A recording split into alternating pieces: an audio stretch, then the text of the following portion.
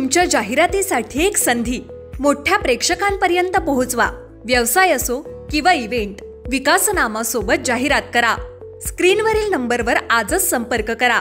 विकासनामा, तुमचा आवाज, तुमची जाहिरात। तसंच विकासनामाला सबस्क्राइब करा आणि अपडेटेड रहा।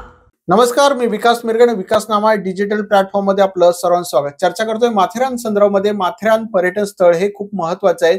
याच दृष्टीने माथेरानच्या नगरपालिकेच्या निवडणुका लागलेल्या आहेत। मग ठाकरे गट आणि अजित पवार गट एकत्र आलेले, ऑलरेडी दोन बंधू हे अनेक वर्षांपासून एकत्र आले दिसून येत आहेत।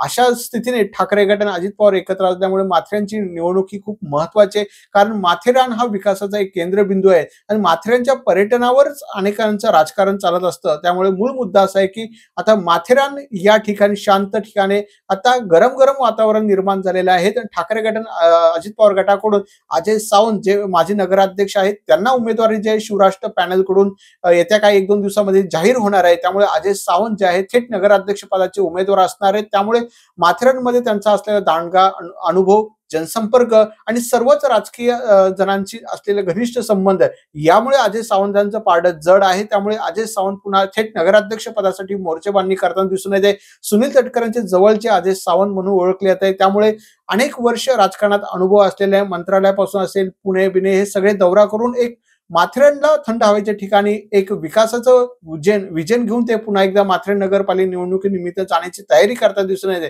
त्यामुळे अजय सावंत आणि आता राजकीय मोर्चेबांधणी काय करतायत, कशा प्रकारे शिवराष्ट्र पॅनल असणार आहे, कोण संभाव्य उमेदवार असणार आहे, येत्या आपल्या एक दोन दिवसामध्ये समजेल। मात्र थेट नगराध्यक्ष पदाचे असलेले अजय सावंत हे मोर्चेबांधणी करायला सुरुवात केलेली आहे।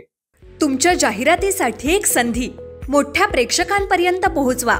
व्यवसाय असो किंवा इव्हेंट, विकासनामा सोबत जाहिरात करा। स्क्रीनवरील नंबरवर आजच संपर्क करा। विकासनामा, तुमचा आवाज, तुमची जाहिरात। तसंच विकासनामाला सबस्क्राइब करा आणि अपडेटेड रहा।